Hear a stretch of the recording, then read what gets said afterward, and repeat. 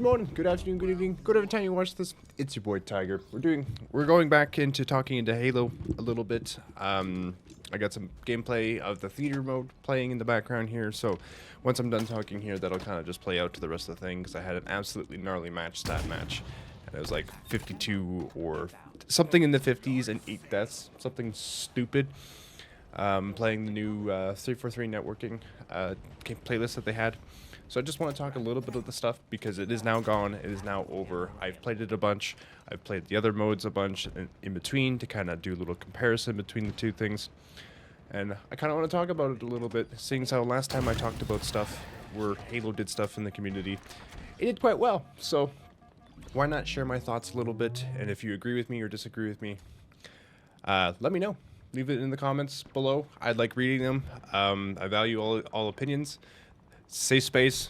So I hope you guys are having a great day. So there's a couple things I want to talk about the new 343 changes in the network changes, stuff that I noticed. So one of the big things that I had a big issue with compared to the normal Halos is that more often I would find huge latency issues. So like, I am stupid and I do not have an Ethernet cable plugged in yet. I will eventually, at some point. The plan is to eventually route one into my PC because my router is the hookup point and where this room is two different things. It's far away. It's closer now, but I do plan on hooking up an Ethernet cord to my PC eventually. The issue I have is that normally I play with anywhere from, in Halos in particular, it's on average anywhere from 40 to like 80 latency in there. Usually it sits closer to 40 or 50. On most bad days it sits at like 70 to 80 depending on what's going on, but I'm finding that I am getting like way up there, like 200 250 ping more often. And I don't know if that's just because of like it's a North American based game and the servers are all weird. I don't know if that's my connection or my connection to the server. I don't know why that is. But since playing that game mode, I find in that specific playlist, I have more games where I have the latency spike comparative to when I'm playing, when I'm grinding XP in the unfortunate Husky raid. I say unfortunate because it's not my favorite game mode, but it is one of the best to grind XP and challenges. And I'm going to reaffirm that every time I talk about Husky Raid.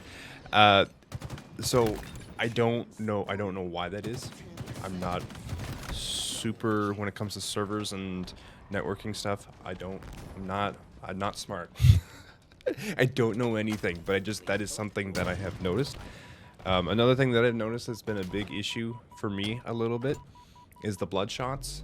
So when you shoot someone and blood comes off of their head, so the in-game has registered it, but then the server doesn't register it. Like the shot doesn't go through, the damage doesn't go through, the headshot, whatever, when you're sniping, hits the blood and then nothing happens. I think there was an example of that in the first video I did about first video I did where I was playing the network changing thing. So when it comes to, I saw a couple other people when I was doing a little bit of research on what other people were doing, what other people saw. Of course, I watched Mint Blitz's video and I agree with everything that he has to say pretty much when it comes to this video. The one thing I did not notice, and I don't know if that's just because the timing of it all, because when I started playing that, I got a new mouse for it. I got a wireless mouse. Love this thing, by the way. It's awesome. But I did get a wireless mouse at the same time when it rolled out. So I didn't personally notice the heavy aim because I think I was jockeying it down to this because the sensitivities were different than what I'm used to. The mouse is a lot lighter. So for me, I was just thinking that maybe the sensitivities were weird. So I did not notice the heavy aim that people keep talking about.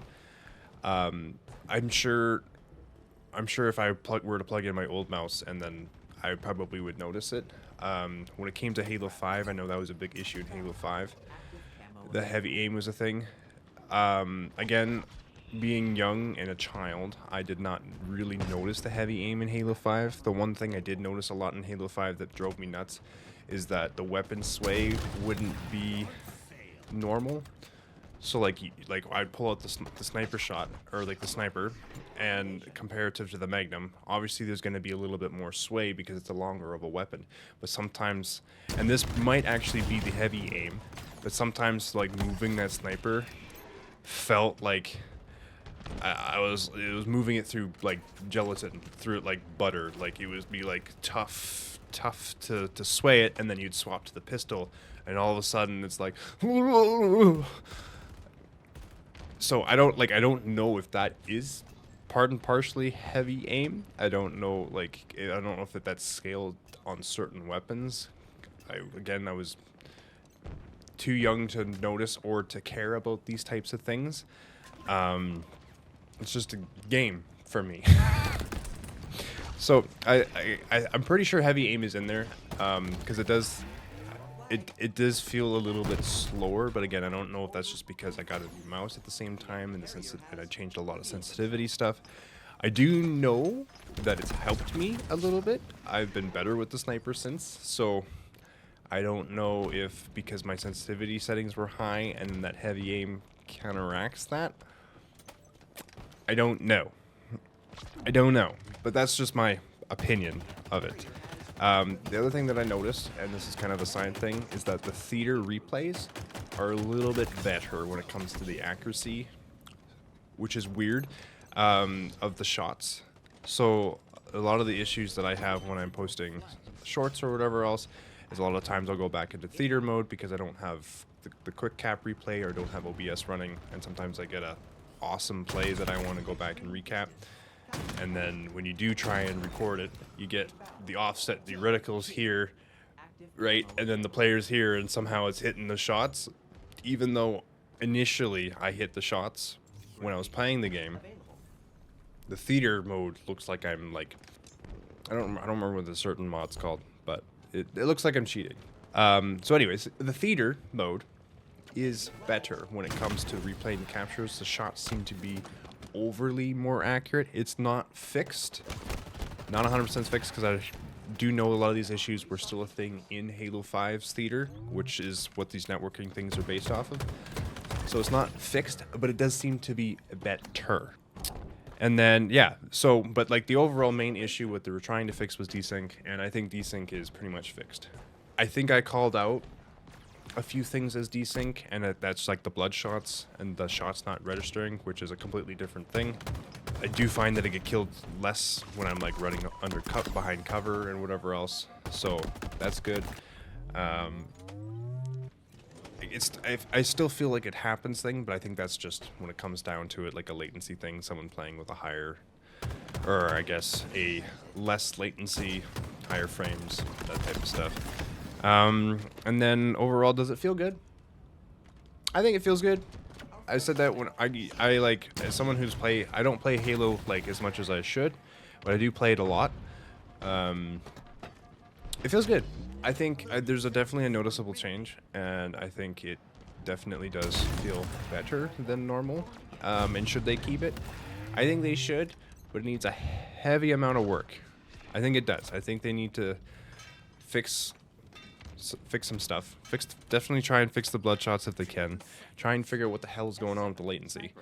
And then the quote-unquote heavy aim that I'm pretty sure is there, but I don't know if I probably am experiencing it, but I'm just not recognizing it.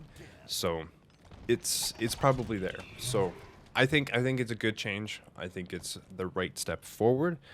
And to be honest, I think that it just needs to be improved things. So I think they should keep it, and I just think it just needs a few tweaks to make it better and a better experience.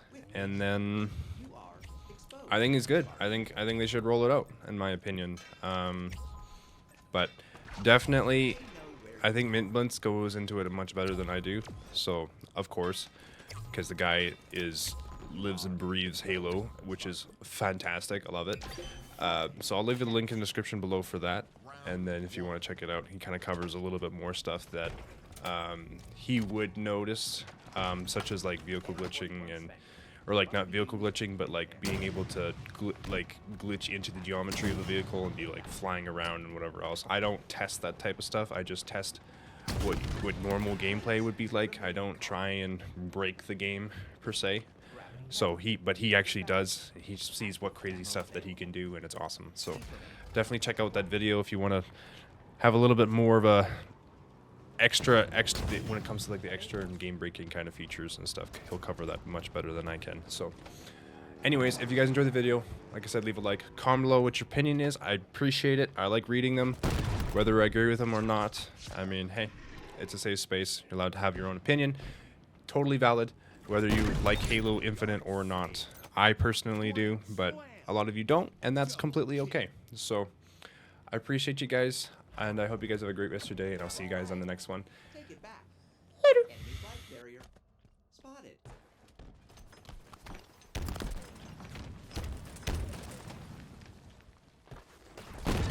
Killing spree. Flag returned.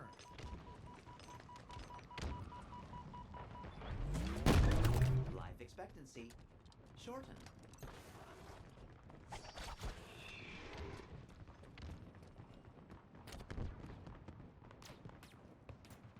They've taken our flag. Look there, and enemy flag carrier.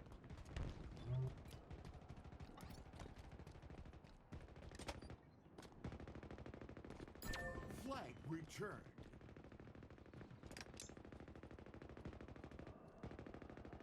Power items order confirmed.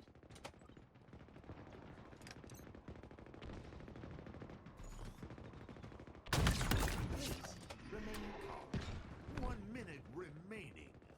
Power items have arrived.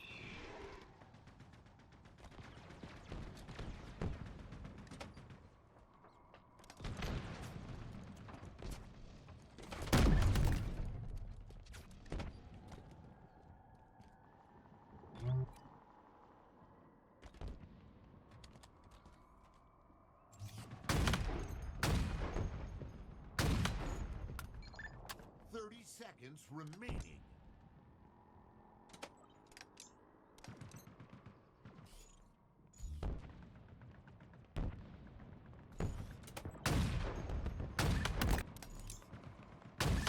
Killing frenzy. Double kill. Sniper inbound. Triple kill. Victory.